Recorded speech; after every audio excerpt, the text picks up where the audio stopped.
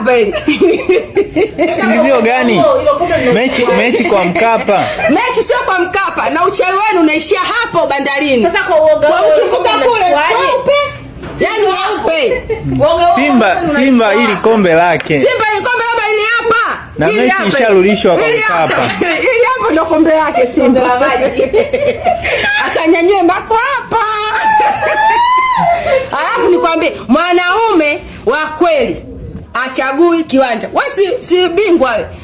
Unaogopa kubadilishiwa kiwanja? Ubaya unaogopa? Mnatutia aibu. Kwa sababu ya wakubwa wa nchi. Wanataka mashabiki wengi. Maana cha mashabiki wengi kudadadeki. Sema kombe Simba ishachukua kombe hilo. Nyinyi kaangalieni kwenye ma-TV. Ndio mtapata matokeo mazuri. Ile nini tunaombeni mkacheze huko Zanzibar. Mlizoea uchawi. Kwa Mkapa mmefikia vitu vyenu. Wakirudi na kombe.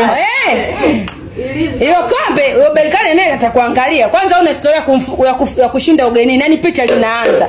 Una historia ya kushinda ugenini. Historia hiyo anayo Yanga peke yake. Afu niambie. Ulishinda lini wewe Simba ugenini? Mpaka leo uende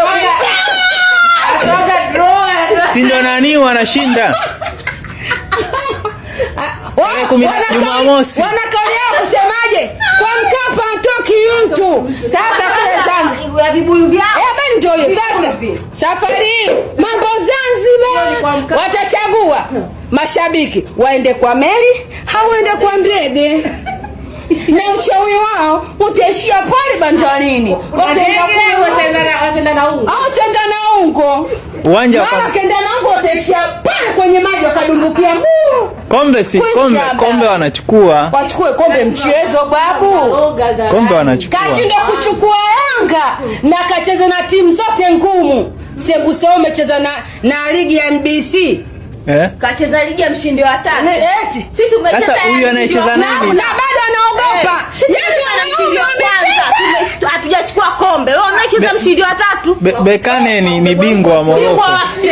Lakini kacheza ligi gani? Si mshindi wa 3. Kacheza ligi gani? Ila sasa hizi ndo bingwa wa Morocco. Kacheza ligi gani? Klabu bingwa shirikisho.